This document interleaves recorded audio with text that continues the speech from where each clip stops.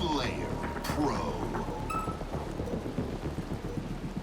What's going on, guys? Darkseam here, bringing you some Halo 2 Anniversary gameplay, playing some Team Slayer on Shrine, and I am going to be talking about the HCS Indianapolis event that went down this weekend and what happened, all the results, and all that good stuff. And of course, what's going on at the moment, since this video is going up late, very late. Pretty much I'm recording this at 11:05 p.m., so I'm right on the cusp of uploading this, and chances are I can hopefully upload this before midnight, so technically Tuesday, but sorry for the late upload. And at the moment I am in the midst of moving.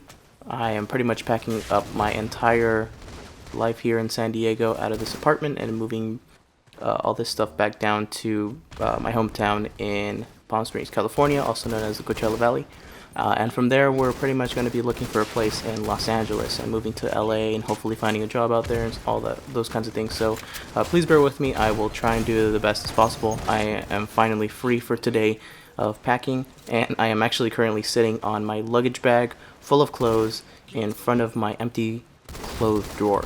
So without further ado, let's get started. So HCS Indianapolis went down this weekend. It was an awesome tournament. Everybody played out of their minds. And so the results are as followed. In first place, Evil Geniuses, of course. In second place, CLG, which kind of comes to a shock to me, but it is also Lance, so not surprised. In third place is Denial, and Denial, I was hoping to see another Denial versus EG finals go down, but no luck there. Winter Fox in fourth, and Optic Halo coming in fifth, Cloud9 coming in sixth, Team Liquid coming in seventh, and Noble Esports coming in 8th. And this is your top 8 results for the tournament, and I quickly wanted to cover and talk about these guys a little bit. One of the biggest things for sure is CLG Counter Logic Gaming being in second place. That is a big deal because not only were they placing out of top 4, maybe I think their worst placing was 4th or 5th at the last event, they weren't really growing as a team. And I want to say Ogre 2 kind of put it out there when he was being interviewed before a game and saying that, you know, they had pretty much been on vacation. He was out of the country visiting his brother, doing some other stuff, not really gaming. So when it came to the tournament, they hadn't really practiced. So before this tournament, they put in a lot of time and grinded out and practiced. And honestly, they played out of their minds. It was the craziest thing. One of the biggest highlights you'll see is coming from Royal 2, who ended up getting an overkill extermination on Warlord on EG. And that was in the finals. That was some craziest and the best Halo I've ever seen in quite a while. And these events are just super crazy and insane. And I just wanted to give a quick shout out to PGL for hosting an awesome tournament.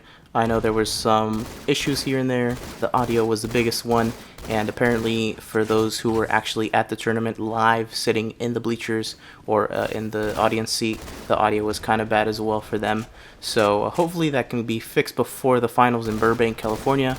And I do believe that they put in a lot of awesome stuff, a cool view, video effects and all that sorts of stuff, statistics before the games, and the commentators were pretty much breaking it down, and it was awesome.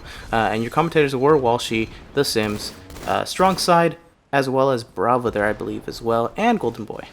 And it was definitely one of those tournaments where you could really see what Halo could come to be and shine at its best, and definitely one of those things where I wish I could have seen the entire thing, of course, but I did watch the biggest highlight reels for the tournament. And I think one of the biggest things about that tournament was definitely the placing. These placings are kind of all over the place, but at the same time, I think this is the place where people played well, but they played so well that they placed, I think, for example, the best example is Optic Halo. Optic Halo ended up placing 5th, but they played extremely well. They definitely did not play like they placed 5th. And these guys played well, but it was the small mistakes that really got to them. And even those small mistakes were very crucial because they could have ended up dying and spawning on the other side of the map and gotten themselves out of those power positions in different types of game types, the objective game types and the Slayer game types. But at the same time, I feel like each team was had their individual players shine for sure. I mean, Denial, Mikwan was playing well. He was playing out of his mind, but at the end of the day, at the end of the final game where they ended up placing third and getting kind of knocked out, it was unfortunate because it all came down to one single push, and it was a lockdown game decision. And lockdown is one of those maps that can make it or break it for you. If you know the strategies, if you know how to win on that map, good. But if you're an aggressive team and you can push the pace, but you don't know how to play once the game starts slowing down, it's tough. It is definitely one of those maps that can break a team and make other players make small mistakes. And you kind of have to be ready to change your playstyle and change the pace of the game in an instant. And if not, then you're kind of gonna get outslayed, out-BR'd. You're gonna, not notice the small things like players flanking around you, or a player in your immediate vicinity kind of just waiting for you to come around the corners. But I definitely want to give a big shout out to all these top 8 teams. They played really well. Like I said, one of the best Halo events that I've seen for Halo 2 Anniversary. Definitely a lot of fun. Winterfox was one of those teams that played awesome, and they played really well strategically. They ended up, I believe they played every single series kind of slow, so they ended up losing the very first game and very first series game, and they ended up coming back 2-1, I believe, in their series. So it was kind of like a slow warm-up for them. And like I said, Optic Halo, it was insane watching Maniac make the plays, and even Flamesword making the plays as well, just ending the matches and pretty much coordinating with this team. And Cloud9 as well. Cloud9, they were the team kind of, the best way I could say is being the gatekeepers, and really the only teams that were able to do that, like I said, were on the top 5 spots. And unfortunately, Team Liquid, this is one of the things that's the hardest thing to see, because you kind of look at this roster and the results, and you see that Team Liquid is sitting in 7th place, but you also know that they were playing really well. Spartan the Dog was playing out of his mind. He ended up one game, I believe it was 35 kills and like 23 deaths or something like that. And Team Liquid also had a game against Reality Check, I believe, on Warlord. It was Warlord Slayer. They were down by like 10 kills. I believe the score was 33, 23, 24, something along those lines. And later on in that game, they ended up coming back, tying up the lead, I believe, at, I think it was, I want to say 43, 43, but I'm pretty sure I'm wrong on that. But the thing is that they ended up coming back in a game type on a map that most teams shouldn't be able to come back from.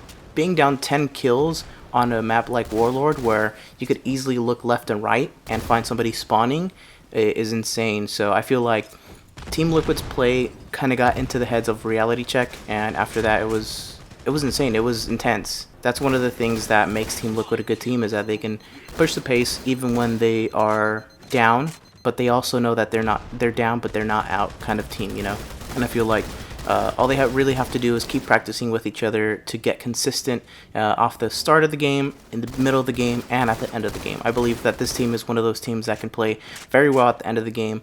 And of course, Noble Esports, they were kind of one of those teams that came out of the woodworks, and they played really well, and they placed top 8. And this is one of the tournaments that they had to play and place better than 8th to get into the top 8 seed for the HCS finals. And unfortunately, they got 8th place, and they weren't able to outseed Excellence. And I believe Excellence has 255 HCS points for 8th, and that's kind of where it left them. But that's pretty much it for my video today, guys. Hopefully you guys checked out HCS in Indianapolis this past weekend. I want to thank you guys so much for watching, and I will see you guys next time. Peace.